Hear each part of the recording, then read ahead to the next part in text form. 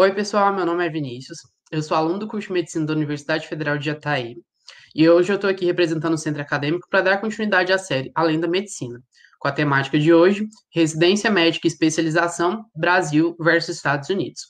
Para falar um pouquinho sobre essa temática, nós convidamos o professor doutor Alexandre Fabrício Martucci, que é médico pela Universidade Federal do Paraná, especialista em anestesiologia pela Santa Casa de Misericórdia de Ribeirão Preto, mestre e doutor em anestesiologia pela Universidade Estadual Paulista Júlio Mesquita, a Unesp, com período sanduíche na University of California. E para falar um pouquinho, professor Alexandre, primeiramente bem-vindo. Para começar, a gente vai estar fazendo aqui a primeira pergunta. Professor, qual que é a sua experiência nessa temática proposta? Boa tarde a todos. Bom, minha experiência foi um período muito curto no serviço de Stanford, no ano de 2009, sobre os cuidados do Dr. Pedro Paulo Tanaka, que foi um professor meu da Universidade Federal do Paraná. Eu tive a oportunidade de acompanhá-lo lá em Stanford por alguns dias, por 2 semanas aproximadamente, em que eu tive a oportunidade de participar, junto com outros colegas, do serviço de residência lá. Eu acompanhava os outros residentes. Então, eu fui como um fellow, né? Eu fui como alguém que só observava. Então, a gente não pode nem encostar no paciente. Então, isso é uma coisa muito importante. Isso gera um cuidado para aquelas pessoas que estão indo lá para aprender. Muitas pessoas tomam isso para o lado negativo, quando na verdade não é. Isso é para evitar que a gente crie mão de obra gratuita, né? Que não é o que a gente quer. O trabalho ele merece e deve ser remunerado, seja ele qual for. Eu acho que isso foi uma experiência muito importante lá, de entender que você não colocar a mão no paciente lá é que você está lá realmente para aprender, né? Você está lá como observador, não como alguém para fazer trabalho que eles não dão conta ou qualquer outra coisa assim. Então foi muito bacana. Eu tive contato com os residentes de primeiro, segundo e terceiro ano. Lá eles têm, cada especialidade tem seu tempo, diferente aqui do Brasil, né? Então tem algumas especialidades que são 3, 4 anos, algumas especialidades exigem que você tenha um período de clínica médica antes. Então isso varia muito de especialidade para especialidade quando você for escolher sua área, né? Então foi muito bacana mesmo. Professor, e por que você diria que uma pessoa poderia fazer, por que fazer residência médica e especialização nos Estados Unidos? Bacana, essa é uma excelente pergunta, Vinícius.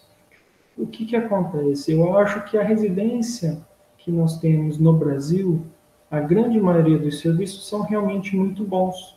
E com a difusão da internet, dos serviços de atualização que nós temos hoje, ficou muito mais fácil fazer uma residência de melhor qualidade e se manter atualizado no Brasil. Então, por que motivo ir para os Estados Unidos? E daí eu acho que cabem algumas ponderações aqui. E eu acho que a principal delas é quando você decide emigrar, quando você decide ir mudar para os Estados Unidos e fala o seguinte: não, eu quero ir morar aqui nos Estados Unidos. Eu acho que essa é a primeira indicação. Eu quero ir para fazer uma residência lá e voltar. Eu, sinceramente, acho que isso é uma opção pouco atrativa, né? Quando a gente começa a ver qualidade de vida, segurança pública, serviços prestados, a gente tem uma qualidade muito superior nos Estados Unidos, muito superior. O ano que eu fiquei lá, o ano de 2014, foi uma experiência única para mim, e eu acho que quem está disposto a emigrar, porque não é fácil, você abandonar tudo o que a gente tem aqui, é sim uma opção muito boa. Porque o que acontece? Quando você decide fazer a residência lá, você não está certificado aqui. Então, para você fazer a residência lá, você tem que estar certificado para ser um médico e atuar dentro dos serviços americanos. Então, existem algumas provas para que você possa ir fazer a residência médica lá, que são chamadas de STEPs. Então, a gente tem o Step 1, que é a primeira prova, é uma prova de conhecimentos mais básicos, voltados para a área clínica, mas provas de histologia, patologia, biologia celular, genética. Depois você vai ter o Step 2, que é uma prova de conhecimentos clínicos, que é o Clinical Knowledge. E, aprovado uma vez no Clinical Knowledge, você pode fazer o Clinical Skills, que daí é uma prova prática, onde você vai atender atores que vão simular alguma doença e eles vão poder observar isso. Uma vez cumpridas as 3 etapas, você pode, então, cursar uma residência médica lá. E daí você vai fazer uma prova para entrar na residência, como em qualquer outro lugar.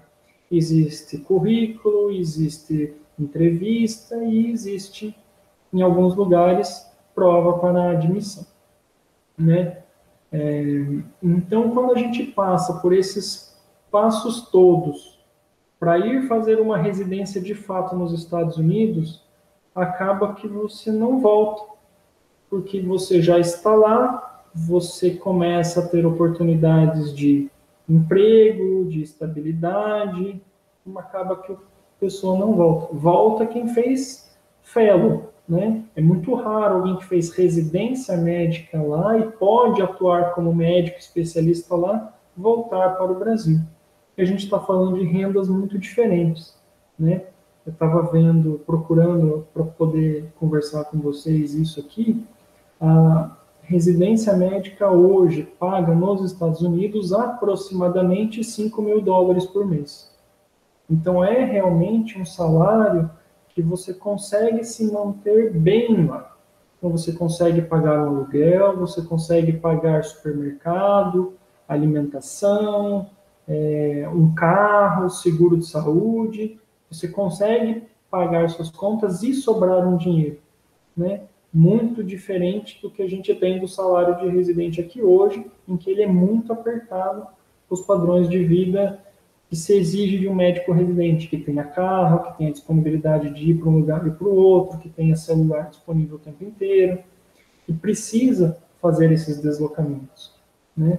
Então, a gente tem lá, desde a residência médica, um salário mais atrativo para que a gente fique lá.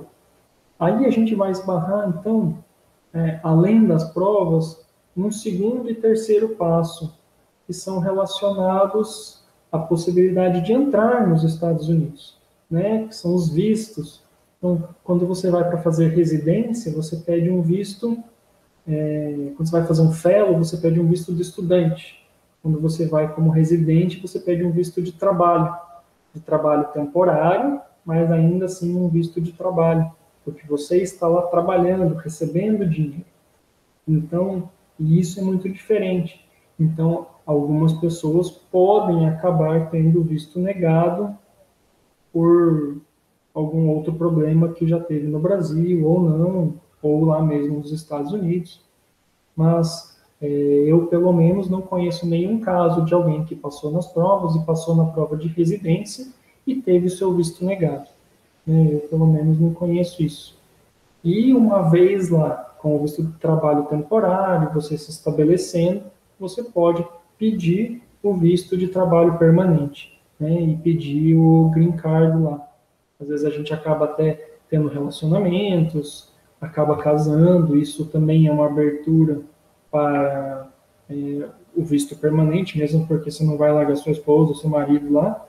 Então, é muito importante essa parte se atentar também, porque às vezes alguma pessoa já tem alguma restrição de ir aos Estados Unidos e vai ter essa barreira. Então, muito raro alguém que foi e que quis voltar para o Brasil, com as nossas condições que a gente tem aqui hoje. Fazer ou não residência antes? Isso também é uma outra pergunta bastante interessante. Então, eu termino meu curso de medicina, faço minha residência e começo a fazer minhas provas. Quando que eu começo a fazer minhas provas? Eu acho que para quem tem vontade de ir para os Estados Unidos, a hora ideal de começar a fazer as provas é durante a faculdade de medicina. Nós não precisamos ter o curso completo para fazer as provas lá. Nós podemos estar a partir do segundo ou terceiro ano, se eu não me engano. Então, a gente já pode começar, porque é muito mais fácil a quem está na faculdade, tendo contato diretamente com histologia, embriologia, genética, estar motivado para estudar esses assuntos do que alguém que já terminou a residência médica para voltar a estudar embriologia. Então, eu acho que o momento certo para quem quer ir fazer a prova é agora que está na faculdade de medicina. E daí é onde eu acho que vem a importância da gente ter maturidade nessa época. E não é todo mundo que tem, e não é todo mundo que quer se arriscar, às vezes, a mudar de país e tudo mais, né? As provas não são fáceis, precisa estudar muito, ainda assim, o índice de aprovação nas provas é acima de 80% a 90%. Então, significa que, normalmente, existe um preparo adequado para as provas. Então, existem maneiras de você saber se você está preparado para a prova ou não, antes de fazer a prova e investir o dinheiro da prova. Hoje, nós temos a possibilidade de fazer o Step 1 e o Step 2 Clinical Knowledge dentro do Brasil ainda. Existem alguns centros dentro do Brasil onde se pode fazer a prova. Eu acho que Brasília, São Paulo, Porto Alegre, Rio de Janeiro, não lembro se tem mais algum, mas eu acho que esses 4 quase certeza que tem. É muito mais fácil do que você pagar uma passagem e ir para lá, né? Com os livros, a maioria hoje que nós já estudamos em inglês, também facilita muito a língua, diferente da época que eu estava na faculdade. O ideal é fazer isso, mas nada impede de você fazer depois. Existe um prazo de validade entre o Step 1 e o Step 2, Clinical Knowledge.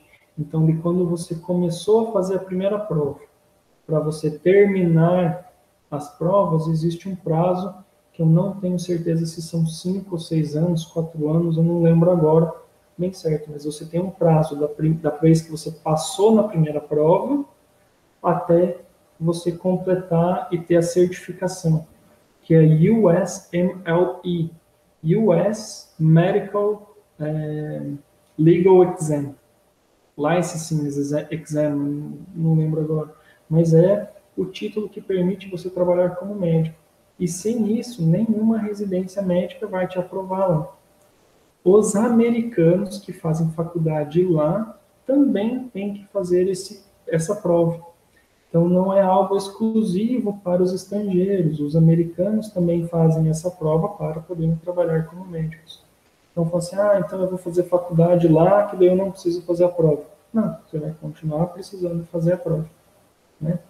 Então, isso é uma coisa bem bacana, que não é uma regra para estrangeiros ou para barrar estrangeiros.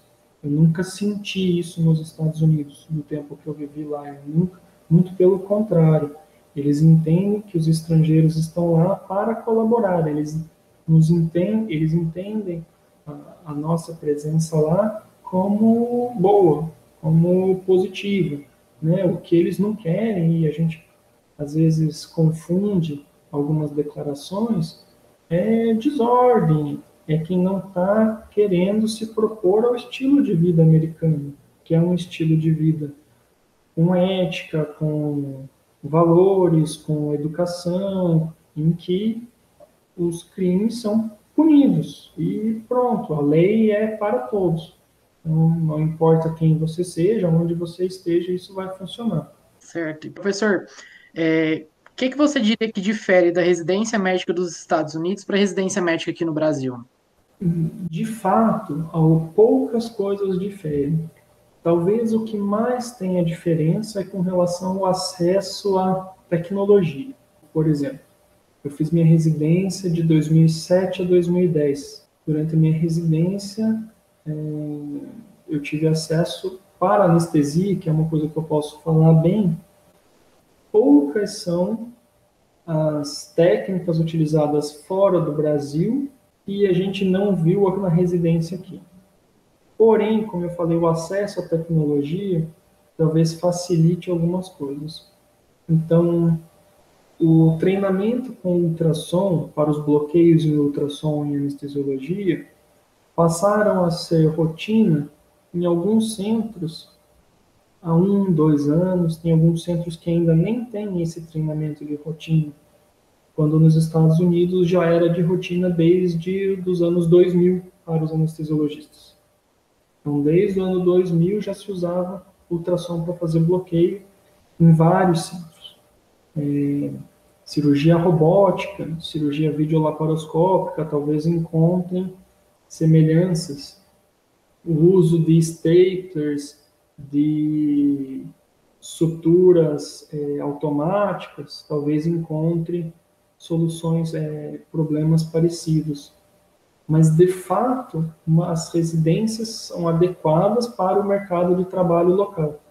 Então, não adianta termos robótica aqui para todo mundo, porque a robótica ainda não está disponível para todo mundo, né? Não adianta termos esses staplers mais caros se esses staplers não estão disponíveis nos lugares mais comuns. Diferente de lá, onde isso está disponível. Então, um fellow, você ir para lá para conhecer, para ver algumas coisas diferentes, eu acho sempre que é muito interessante.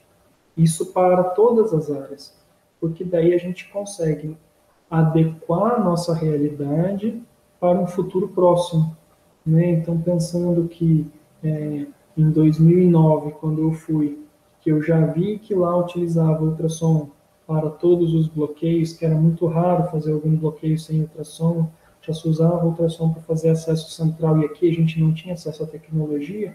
Eu já comecei a me preparar para começar a estudar isso, procurar um curso externo, a residência, para poder ter essa habilidade, treinar essa habilidade aqui, né? E hoje é uma realidade, a gente já tem, aqui em Jataí, a gente já faz bloqueio com ultrassom. Então, eu acho que esse tipo de fellow, esse tipo de visita, eu acho que é muito interessante. E daí o tempo que cada um achar necessário de acordo com a sua especialidade, né? Eu acho que algumas especialidades, como clínica médica, elas têm uma validade muito interessante, um fellow em clínica médica, porque um fellow em clínica médica você vai ver como que eles fazem o raciocínio clínico, como que eles fazem as pesquisas das doenças locais, das doenças externas. Eu acho que faz menos falta você pôr a mão num paciente em algumas residências do que em outras. Então, eu, por exemplo, eu não senti falta de colocar a mão no paciente, de fazer os procedimentos lá nos Estados Unidos. Por quê? Porque os procedimentos que se faziam lá, exceto os bloqueios por ultrassom, todos a gente já fazia aqui. Então não foi algo assim que falou assim para mim, não, Alexandre, você foi, mas você não aproveitou, né? Diferente, não sei como que é para cirurgia isso. Se para cirurgia isso faça muita diferença, você aprender uma técnica diferente de sutura ou não. Então cada especialidade vai precisar adequar a sua realidade. Certo, professor, obrigado. E pensando em uma pessoa que terminou a residência médica aqui no Brasil e ela queira ir para os Estados Unidos, seja para fazer uma nova residência ou seja para trabalhar lá. Como que funciona esse processo? Nosso diploma é validado para trabalhar nos Estados Unidos? Então, o nosso diploma, ele vale sim para fazer a prova lá. Então, existe uma lista de faculdades que são aprovadas para você fazer a prova do Step 1, Step 2, Step 3. Se você passa, se a sua faculdade é cadastrada nessa lista de faculdades, você pode fazer a prova. Se sua faculdade não é cadastrada, nem isso você pode. Mas a grande maioria das faculdades brasileiras é. A Faculdade Federal, Universidade Federal de Goiás, ela é cadastrada. Então, quem está se formando aqui na Federal de Goiás tem sim o cadastro e pode prestar a prova. Quando a gente faz a residência antes, a gente ganha uma vantagem de já estar à frente dos residentes de lá, porque a gente já sabe as condutas maiores, a gente já tem maior experiência, mas isso não é obrigatório. Assim como existe uma prova de habilitação para você trabalhar como médico e trabalhar como residente, existe uma prova para você trabalhar como especialista. que é o Step 3, que todo mundo também tem que fazer. Você pode fazer a prova do Step 3 tendo feito a residência aqui? Pode sim, mas em termos de colocação no trabalho, é muito mais fácil quando você faz a residência lá.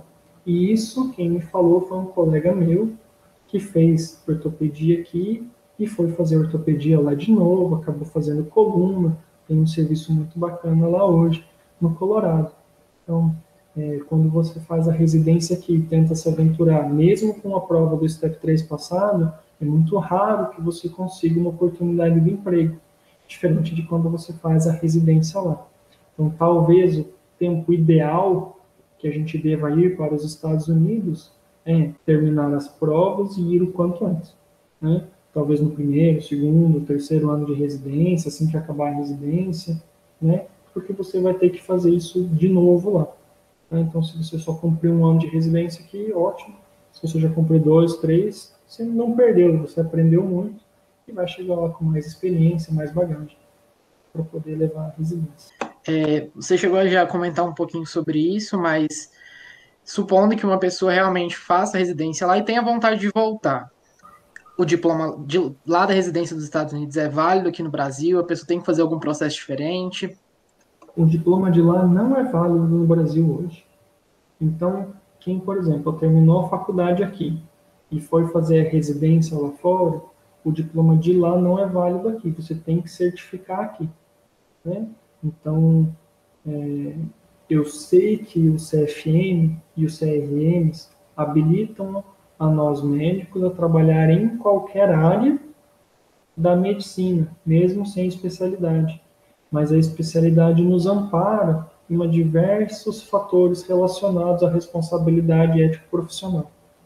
Então, mesmo quem fez residência lá fora, deve sim procurar meios de se certificar na residência aqui, caso o desejo seja voltar para o Brasil, para que você não fique com uma residência externa, ela não tem valor nenhum para os CRMs e CFMs hoje. Né? Talvez isso mude com alguns critérios, mas eu também não acho que deveria ser diferente. A gente não tem como avaliar daqui a qualidade da residência fora. Ninguém garante que a residência que alguém fez fora, porque a gente está falando dos Estados Unidos, e não é porque é os Estados Unidos que toda residência é nota 1000. Né? Assim como no Brasil, lá também tem residências que não são 100%. Certo, nosso roteiro a gente acabou cumprindo. Você tem mais alguma mensagem para o pessoal, para alguém que tenha curiosidade mais no assunto? Onde que a gente pode buscar? Como que a gente pode se informar mais?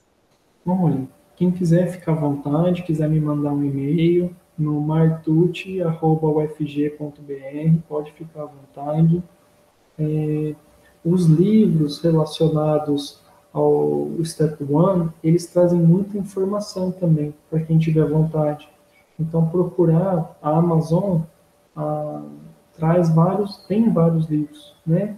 Então, quem quiser digitar lá amazon.com, vai procurar lá USMLE e vai começar a procurar os títulos e vai conseguir começar a se informar melhor. E até ter ideia de como são as questões, como são as provas, quais são os testes possíveis que a gente pode fazer lá ou não. Uma outra mensagem que eu quero deixar para quem tiver essa coragem de abandonar as coisas aqui é que vale muito a pena. Né? A qualidade de vida nos Estados Unidos ela é top, top mesmo. A oportunidade que eu tive com a minha esposa de morar lá foi realmente única e quem tiver a oportunidade deveria abraçar com unhas e dentes. Assim. Então, aproveitar que quem está na faculdade está estudando embriologia, histologia, genética, bioquímica, são matérias que a gente acaba vendo muito pouco nos períodos distantes da universidade, quando a gente passa do 11º, 12º período, a gente já não vê mais isso quase. Né?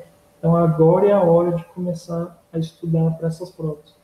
E, inclusive, vai ajudar a gente a entender melhor patofisiologia, a levar melhor o curso aqui, a aproveitar melhor o curso e as disciplinas aqui que a gente estiver estudando por um segundo material, por uma segunda abordagem.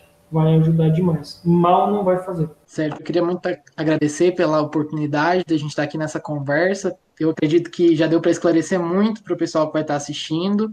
E no mais, a gente vai estar deixando seu contato embaixo do vídeo, caso alguém tenha alguma dúvida. Espero que a gente continue com a parceria nos próximos vídeos da série. E muito obrigado pela participação. Eu que agradeço o convite, muito boa tarde a todos. Boa sorte para todo mundo aí. Obrigado.